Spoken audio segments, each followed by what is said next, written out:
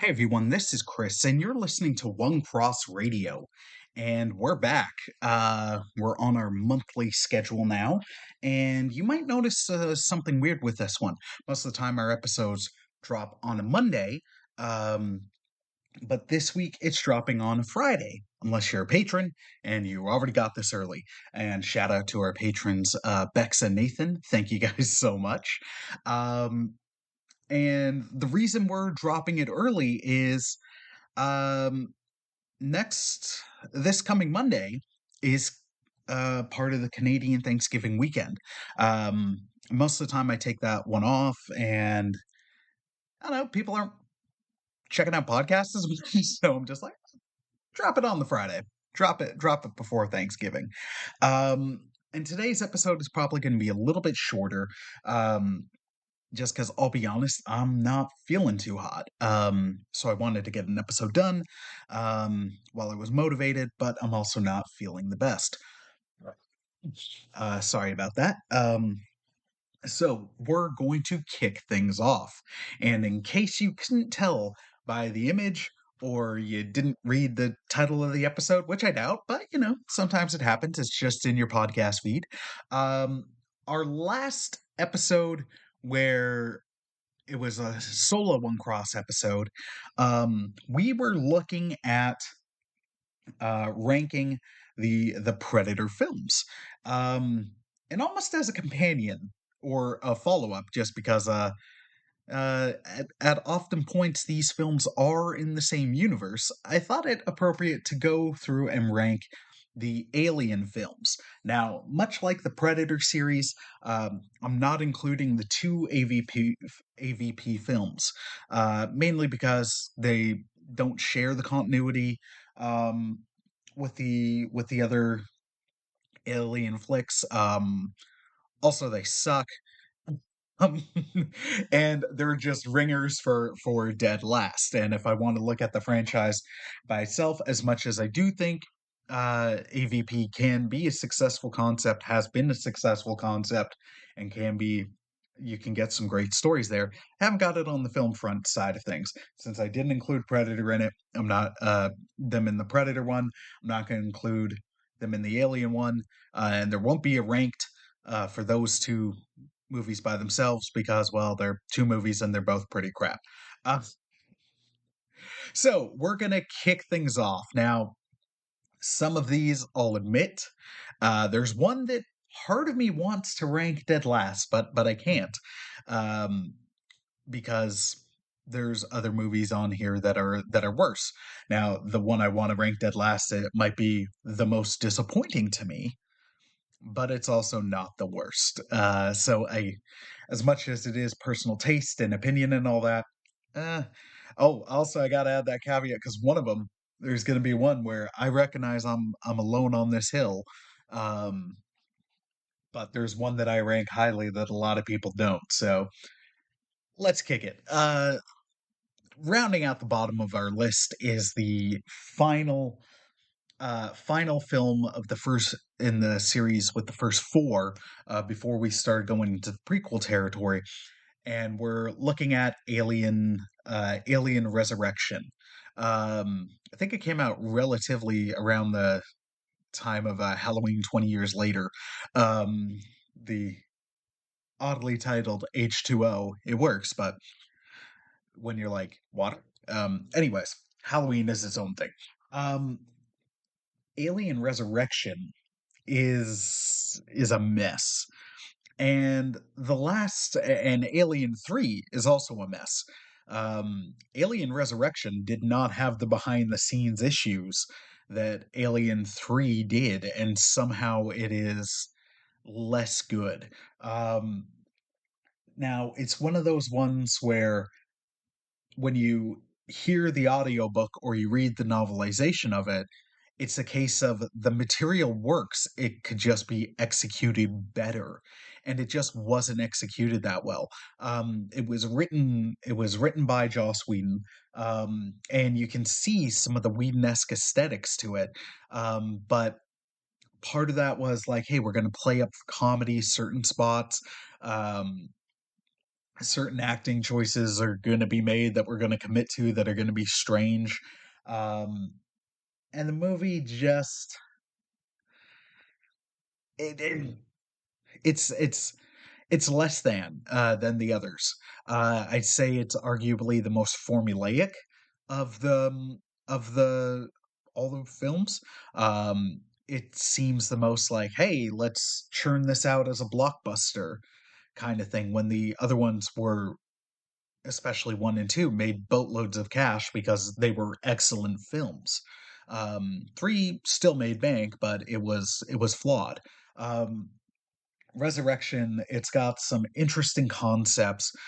Sigourney Weaver's performance is fantastic. The idea of an Ellen Ripley who's like a clone with some of the xenomorph DNA in her, now making her somewhat empathetic to the xenomorphs is definitely interesting territory, um, given her undying hatred of in the first three. And I think I read I read something the other day. It was in a meme where it was like, "Hey, if you guys watch the first three Alien movies and you keep in mind like Ellen's timeline of this all happens over the course of 2 weeks, or something like that, like something really contained." Um, but I was a big fan of the character send off in Alien 3, but that is enough.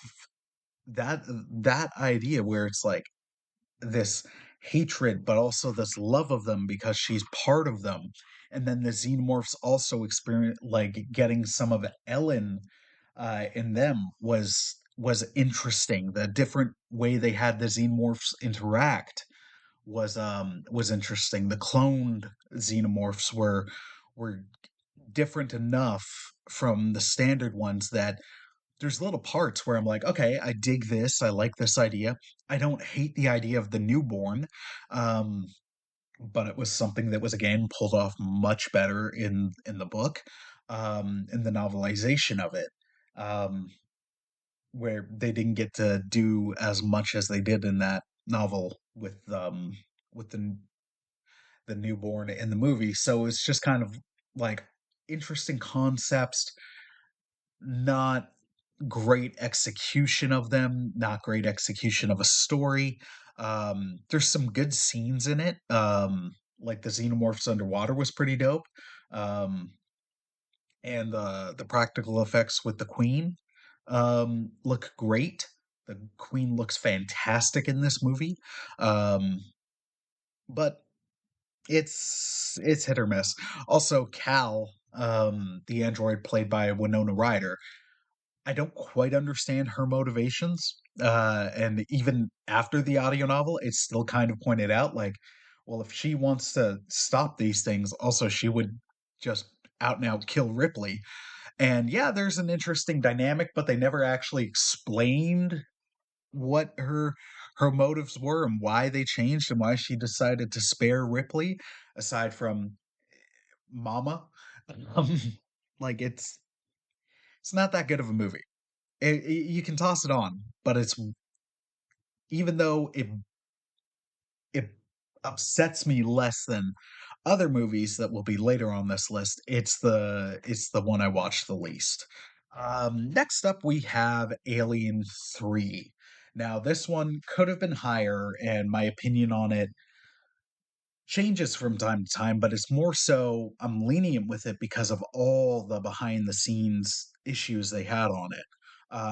Which, if you want to know more about that, so I'm not just repeating, check out the episode we dropped last year in our Unmade series, where we looked at some of the many abandoned concepts and versions of Alien 3 because there was like 5 or 6 different versions of it.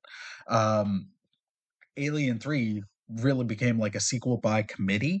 Um, and they eventually just distilled it down to, all right, here's some ideas from one script we liked. Here's some other ideas from another one we liked. Let's just kind of shove it all in there because now we got a deadline and we got to get the movie out. Um, they cast David Fincher in his first feature role. Um, and he disowns the movie, and you can understand why. Um, it Alien 3 is even though there's the assembly cut, um, which is markedly better than the theatrical cut, it's still one of those movies where I think I like it more than I actually do because of the promise the story has, and it's better than it has any right to be. Even the flawed theatrical version is still better than it has any right to be, given the behind the scenes tumult with it. And there were some really cool things they did with it. The runner xenomorph looked great. Ripley having a queen um, embedded in her was very, very interesting, although they botched the execution explaining how in the especially the theatrical cut. Um, Newton Hicks being dead is very divisive amongst the alien fandom, and I know Cameron was very upset about it, as was Michael Bean. Um, I dug it for the story they were telling where this was supposed to be Ripley's send off. Sigourney Weaver wanted the character to die, and since she wasn't getting that happy family ending, her being utterly alone, everyone she's known and started to care for and love is dead from this creature, and then she's going to sacrifice herself to make sure the company can't take it. There's some powerful and good story there, but it didn't live up to its potential. Especially when you think like David Fincher Alien, that makes sense, and you get why he disowned it. There are other versions of the film, audio novels and stuff that have been done and are interesting. Um, and the original Vincent Ward concept of it might be my personal favorite. But Alien 3 is one where, despite all its flaws, I still dig it, and I toss it on a decent amount, but it's one I don't shy away from. This next one up honestly could have been last place, but the reason it's not is the things I don't like about it are I find some of its story is dumb, but also what it promised it would be, it didn't deliver, and it never escaped it. And I'm talking about Prometheus. Prometheus is, for me, the most disappointing of the Alien films. Um, it was sold as a prequel, and then they resold it as like, okay, well, it takes place before, but it's not a straight up prequel. But then there were things within the film that were telling you, like by music choice, by cinematography choice, um, s- uh, by camera angles, that no, this is a prequel. Heck, we even have a xenomorph on a mural. Um, but then they were like, we're not going to do that. So Prometheus didn't get to be its own thing, and it also didn't get to be an Alien prequel, which it was also trying to be and trying not to be. And those tonal things like really take me out of it. And then you got characters making stupid decisions, and some of which I can like. People will chastise Covenant for similar things, but to me, they at least did a better job of explaining those than in here. Um, but as much as I can be negative on the movie, it's got a couple of really strong things. Anytime Fassbender's on the screen, that dude steals the show. Idris Elba as Captain Yannick is underutilized, but also awesome and also a scene stealer. He might have my favorite he might have my favorite scene in the movie. At least it's tied with it, where he's talking to Shaw and he's putting the pieces together basically. Like, look, this isn't. Like, no, this is a facility with weapons. Like, this was a launching ground. They were coming to kill us. Like, what are you doing? His performance there is so damn good, and Elba is always so charming and so good. Um, the cinematography in this movie is like, this film looks gorgeous, looks absolutely stunning. Not as stunning as the next one on the list, but it also has some absolutely fantastic shots. As much as there's things I don't like in this movie, and those are plentiful, and I think an earlier concept of the movie, when it was going to be a straight up prequel, um, I liked that better. I still have to give credit where it's due. There's some great performances in this flick. The music is outstanding. The sound design is outstanding. Visually, it's stunning, um, and you get some outstanding acting. It's not what I wanted, but I still got to compliment it. And as much as it's not what I wanted, it's still better made than the preceding two movies. And that's the other thing where I'm like, is it going to be the disappointment factor that's going to edge it down? Or is it like, if I'm saying which one's best made out of those three, it's Prometheus by a mile. Like, it's not even close. As much as I might not enjoy it, it is a well made film. Not necessarily well written or well executed, but it's the filmmaking craft applied is leaps and bounds beyond Alien Resurrection and Alien 3. Prometheus is in my number, there's been six, so it's my number four spot. Number three, and we're going worst to best here. Number three is controversially, at least not to me, but it is to a bunch of others. Um, is Alien Covenant. I love Covenant. Covenant to me is a fantastic alien film.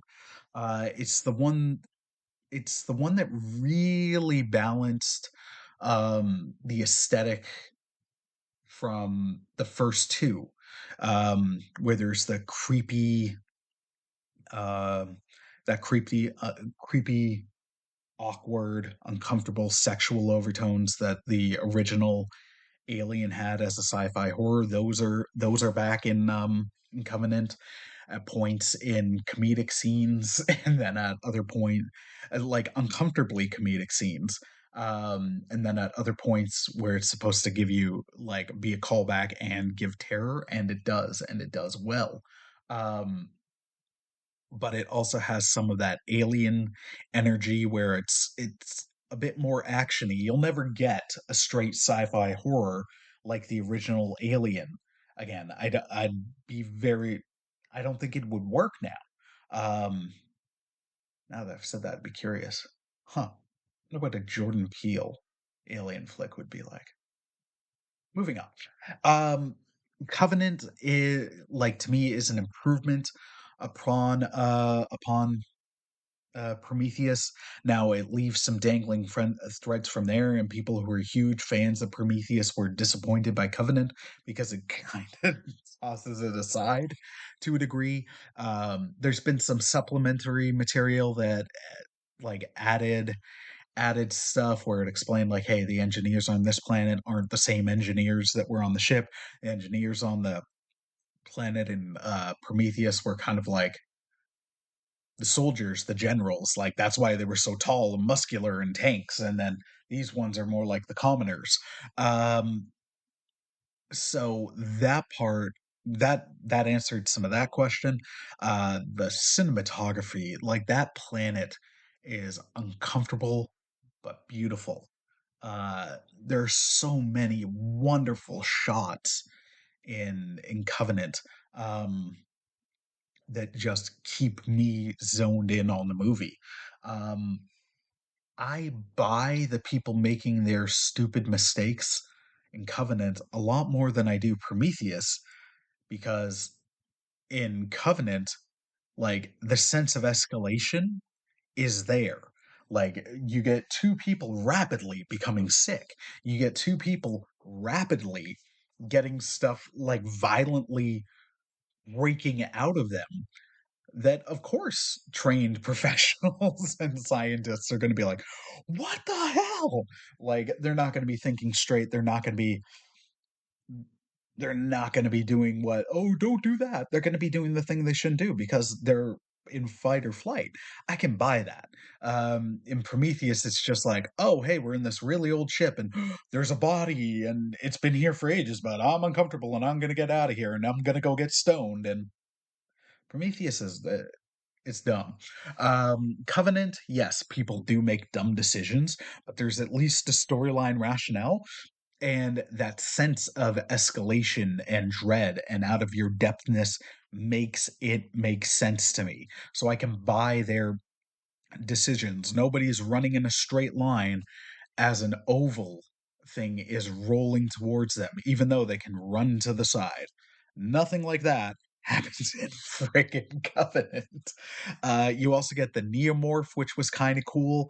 Um, Thankfully, the audiobook, and I believe this is canon, and it damn well better be, um, specified that David didn't create the xenomorph from scratch, which doesn't make any sense because we saw a xenomorph on a mural in Prometheus.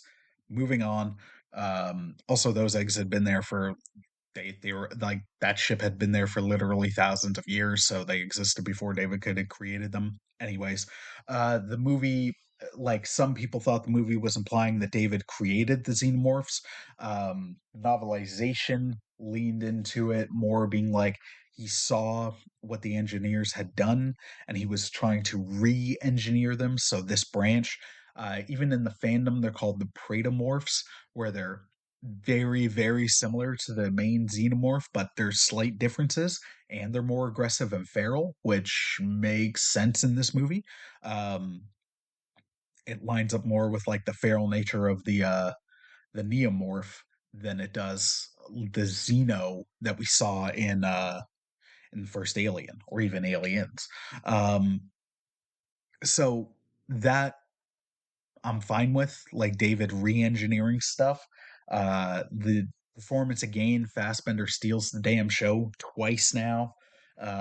His role as Walter and David was fantastic. I was legit upset when Walter was dead at the end of the movie, even though you saw it coming. I was like, no, but I loved Walter. Um, I enjoyed the cast. I enjoyed so much about this movie. Like, I recognize that there's flaws, but I really dug the movie. Um, yeah, okay, I can think of one part where it's hard to excuse it. The book kind of did better than the movie did, but still, it was when the acting captain Christopher, like, we all know it's a xenomorph egg and it's like, oh, it's quite docile. Where it's like, look, everything should be telling you that you can't trust this David guy. But at least then it was like the overwhelming curiosity as he's a scientist got the better of him. That could have been executed better, even in the like, even though it was better in the book, it's still kind of flimsy. So in the movie, that was the one where I was like, okay, yeah, that's dumb. I get it. Curiosity, and you're going through trauma. Your wife's dead. So many people you know have died, and you're freaking out. And this is a lot to absorb, and you might not be paying attention. It's not necessarily as dumb as some of the other things that we saw in Prometheus, but that part was dumb. Um, just to show that I can criticize the flip. Also, something from the book that I would have loved adapted in the movie would have been you were supposed to get a xenomorph and a neomorph scrapping. That would have been dope. It was dope in the book, and it would have been dope to see on the big screen.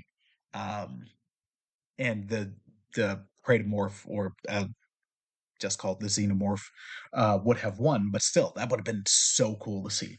And it would have happened when they were trying to escape. Like you would have had the Neomorph running down, and then the Xenomorph running down, and they would have like gone at each other as two alpha predators would be prone to do.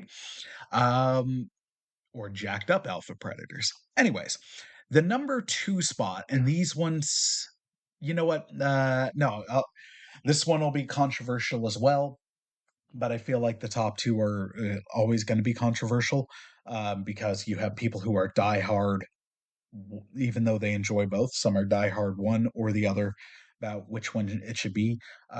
For me, number two is Alien, and number one is Aliens. Now, why I'm doing one and two together is honestly, they can rotate. They have rotated between for me which one is one or two. If I have to compare it to another franchise, weirdly enough, I'm going to be like, if you ask me what my favorite Star Trek movie is, um, depends on the day. One day I'm going to tell you Wrath of Khan, the other day I'm going to tell you First Contact. Both are excellent films. Both I don't have any issues with. Both I find dang near perfect. Both have an excellent rewatch value. The stories make sense. The characters' motivations make sense. Um, Both have senses of dread. One is more of a sci-fi horror movie. The other one is still it gets grouped in as an action movie. Like it's a thriller, like it's a sci-fi action horror thriller. It's got action beats, but it's not an action movie. Um, I tend to watch Aliens the most, but Alien is a phenomenal film, and both are excellent. And what helps them be so good is there's tonal similarities, but they're also very different from the other. Cameron was wise to go very like as different as he did with two, instead of just doing one but bigger. Um, and adding to the and Aliens also added so much to the lore, so much that people really dig, like the Queen, like the colonial marines, and Newt and Bishop, and so many things. It could it, so I'm gonna say it's Aliens is my number one, and Alien at a close second. I have zero complaints about both films. And it honestly, not on a day-to-day basis, but it depends on when you ask me. They're that close that they're basically interchangeable in this slot. It's not like number one and then two might as well be five in terms of distance. Like these are neck and neck. Um, that's how close they are, and that's why they're interchangeable. So for list's sake, I'll say yeah, Alien is my number two, uh, and Aliens is my number one. Both of those films are the best of that franchise. And both are outstanding pieces of film, period. Great storytelling, great films, just fantastic. All right.